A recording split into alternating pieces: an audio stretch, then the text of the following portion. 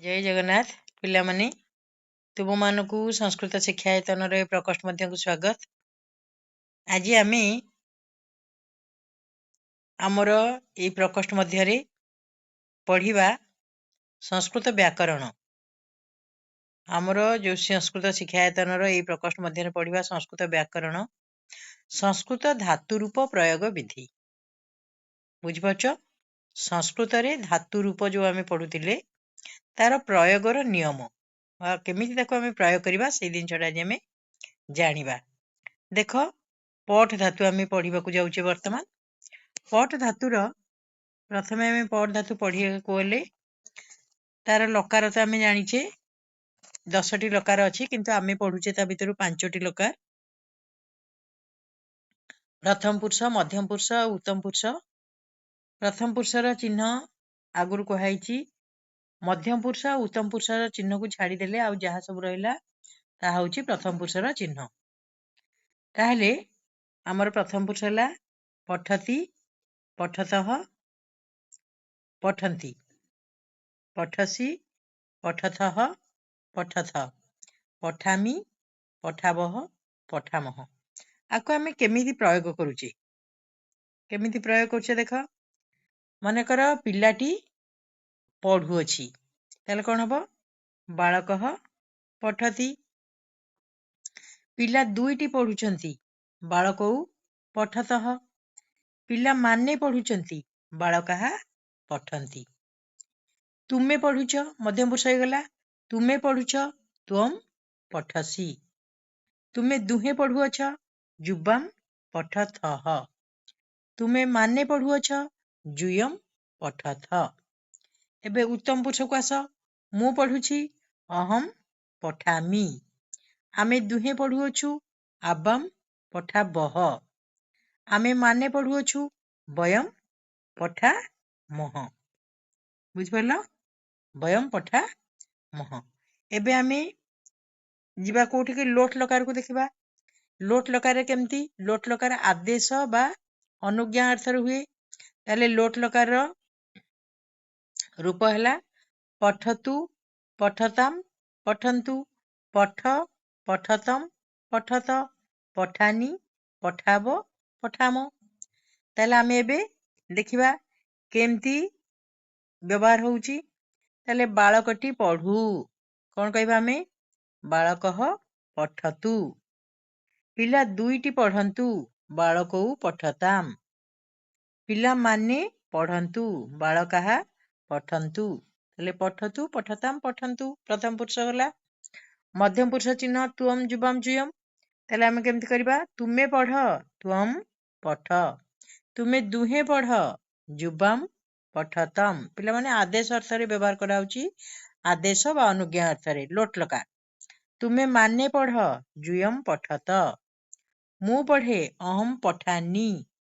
आमे दुहे पढ़ू, आबाम पठाब। आमे माने पढ़ू, बयम पठाम। बुझिपारलो लोट लकार प्रयोग। एबे आमे विधिलिंग लकार प्रयोग देखिबा। विधिलिंग लकार कहले उचित बा संभावना अर्थ रे। ताले उचित बा संभावना अर्थ रे केमती हबो, प्रथमे धातुर रूप हैला पठेत, पठेताम, पठेयुहु, पठेहे, पठेतम, पठेत, पठेयम, पठेब, पठेम। ताले जदि थिबो बालकर पढ़िबा उचित, ताले बालकः पठेत। बालक दुईटी पढ़िबा उचित, बालकौ पठेताम। बालक माने पढ़िबा उचित, बालकाः पठेयुहु। तुमे पढ़, तुमर पढ़िबा उचित, त्वम पठेहे। तुमे दुहे पढ़िबा उचित, जुबाम पठेतम। तुमे माने पढ़िबा उचित, जुयम पठेत। मोर पढ़िबा उचित, अहम पठेयम। आमे दुहे पढ़िबा उचित, आबाम पठेब। आमे माने पढ़िबा उचित, बयम पठेम। बुझिपारलो उचित बा संभावना अर्थ रे विधिलिंग लकार। सेमती लंग लकार, लंग लकार अतीत काल, तार चिन्ह होला कोन, तार चिन्ह होला ल, ला आउ ली। नहीं ताले आमे व्यवहार करबा केमती, प्रथमे आग प्रथम पुरुष को आस, बालक पढ़िला, ବାଳକଟି ପଢିଲା, ବାଳକः ଅପଠତ୍। ବାଳକ 2 ଜଣ ପଢିଲେ, ବାଳକୌ ଅପଠତାମ୍। ବାଳକମାନେ ପଢିଲେ, ବାଳକାଃ ଅପଠନ୍। ସେମିତି ଏଠି ଲଗେଇବା ମଧ୍ୟମ ପୁରୁଷରେ ତ୍ୱମ୍ ଅପଠଃ, ନାଇଁ, ଯୁବାମ୍ ଅପଠତମ୍, ଯୂୟମ୍ ଅପଠତ। ବୁଝିପାରିଲ? ତାପରେ ଆମେ ଉତ୍ତମ ପୁରୁଷରେ କଣ ଲଗେଇବା? ଉତ୍ତମ ପୁରୁଷରେ ଲଗେଇବା ଅହମ୍ ଅପଠମ୍, ନାଇଁ, ଆବାମ୍ ଅପଠାବ, ବୟମ୍ ଅପଠାମ। ବୁଝିପାରିଲ? ତାହେଲେ ମୁଁ ପଢିଲି, ଅହମ୍ ଅପଠମ୍। ଆମେ ଦୁହେଁ ପଢିଲୁ, ଆବମ୍ ଅପଠାବ। ଆମେ ମାନେ ପଢିଲୁ, ବୟମ୍ ଅପଠାମ। ବୁଝିପାରିଲ ଲଙ୍ଗ ଲକାର ବ୍ୟବହାର? ତାହେଲେ ଏବେ ଆମେ ଆସିବା ଲୁଟ୍ ଲକାରକୁ ଦେଖିବା। ଲୁଟ୍ ଲକାର କଣ? ଲୁଟ୍ ଲକାର ହେଲା ଭବିଷ୍ୟତ କାଳ। ଭବିଷ୍ୟତ କାଳ ହେଲେ ତାର ଚିହ୍ନ କଣ? ଓଡିଆରେ କେମିତି କଣ ଥିଲେ ଆମେ ଭବିଷ୍ୟତ କାଳ ଚିହ୍ନିବା? ନା ଯଦି ଥିବ ବ, ବା, ବି, ଏହା ହଉଛି ଭବିଷ୍ୟତ କାଳର ଚିହ୍ନ। ତାହେଲେ ଯଦି ଅଛି ବାଳକଟି ପଢିବ, ତାହେଲେ ଆମେ କଣ କରିବା ଏଠି? ବାଳକଃ ପଠିଷ୍ୟତି। କି ସେ ପଢିବ, ତାହେଲେ ଆମେ କରିବା ସହ ପଠିଷ୍ୟତି।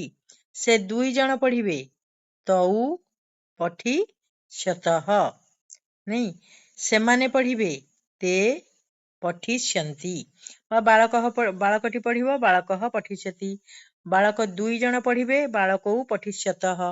ବାଳକ ମାନେ ପଢିବେ, ବାଳକାଃ ପଠିଷ୍ୟନ୍ତି। ବୁଝିପାରିଲ?